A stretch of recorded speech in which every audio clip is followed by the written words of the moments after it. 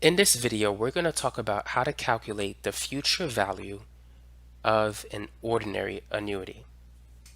Now, there's a difference between calculating the future value of an annuity due versus an ordinary annuity.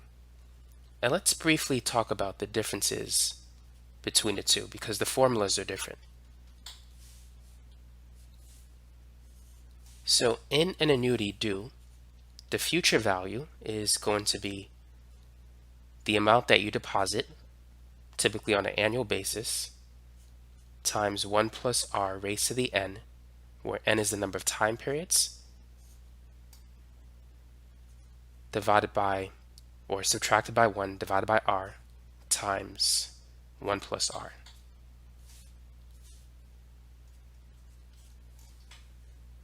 Now, to calculate the future value of an ordinary annuity, the formula is very similar, but the only difference is you don't have the 1 plus r on the right side.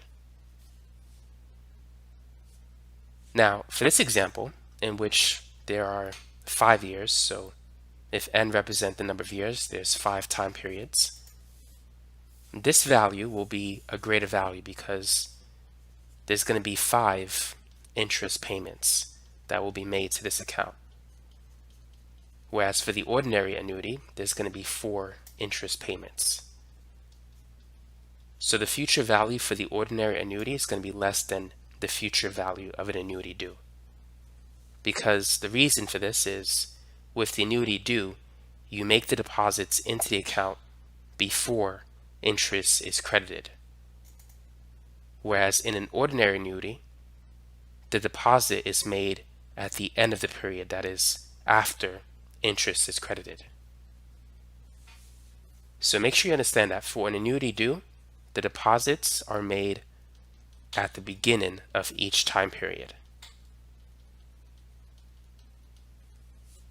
Whereas in an ordinary annuity, the deposits are made at the end of each time period.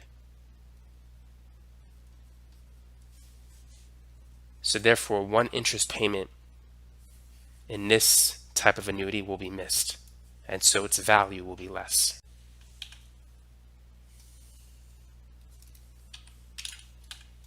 So let's go ahead and work on this problem. But first, let's write the formula that we're going to use.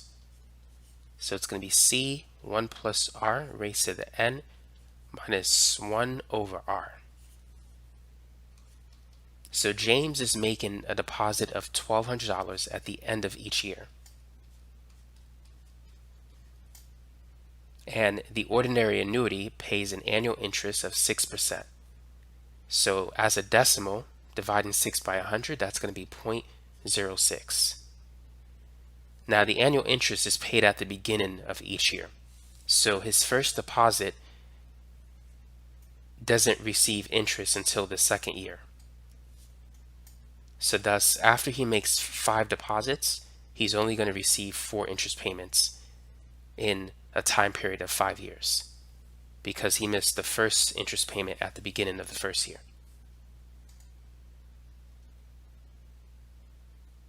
Now the next thing we need is n. N is the number of years in this case because the deposits are made on an annual basis. So n is 5 years. So now all we need to do is plug in the numbers that we have into this formula. So C is 1200 times 1 plus R. So 1 plus 0.06, that's 1.06 raised to the 5th power minus 1 divided by 0.06. 1.06 raised to the 5th power, that's 1.3382255578. So let's subtract that number by 1, and then let's divide it by 0.06.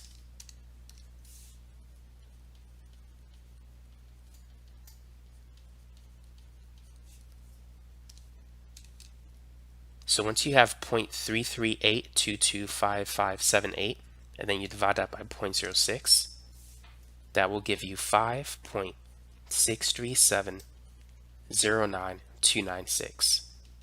and then multiply that by 1200. And so the future value of the account at the end of 5 years will be $6,764.51. So this is the answer to the problem. Now let me show you another way in which you can get this answer. It's a tedious way of doing it, but it'll help you understand how this answer can be calculated, or the process of getting to the answer. So during the first year, or rather at the end of the first year, James deposits $1,200. So that's the account value at the end of the first year. Now, at the beginning of the second year, he is going to receive 6% interest. So we need to multiply 1,200 by 1.06. That will give us the account value after the 6% has been credited to his account. So 1,200 times 1.06, his account will be worth $1,272 at the beginning of the second year. Now he's going to deposit $1,200 at the end of the second year. So at the end of the second year, his account value will be $2,472. Now to calculate the account value at the beginning of the third year, we need to take $2,472 and multiply it by 1.06. And so at the beginning of the third year, his account value will be $2,620.32. Now he's going to make his third annual deposit of $1,200. So let's add 1,200 to 2620.32. So at the end of 3 years, the account will have $3,820.32. Now, let's continue the process. To find the account value at the beginning of the fourth year, let's take this number and multiply it by 1.06. So at the beginning of the fourth year, he's going to have $4,049.54 if you round it, but I'm going to write the exact value, 0.5392. Now we're going to make another, or James rather, is going to make another annual deposit of $1,200. So now at the end of the fourth year, his account value will be $5,249.54 if you round it. Now let's multiply this number by 1.06. And so that's going to give us the account value at the beginning of the fifth year, which is $5,564.51. Now at the end of the fifth year, he's going to deposit $1,200.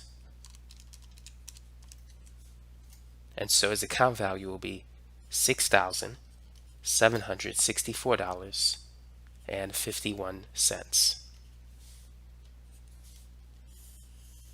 So now you see from a step-by-step process how this number is calculated. So you can calculate it using a very tedious method, but one that will help you to understand how this number came about. Or you could use the formula to quickly get the answer, which is very useful. Let's say if you want to find out what the account is after 30 or 40 years, because you don't want to do this 30 or 40 times. That's going to take a lot of time. And so the formula is very useful. It's very time saving when you have to calculate the future value of an ordinary annuity or of an annuity due using the other formula when the time period is very, very long. So that's basically it for this video. Now you know how to calculate the future value of an ordinary annuity.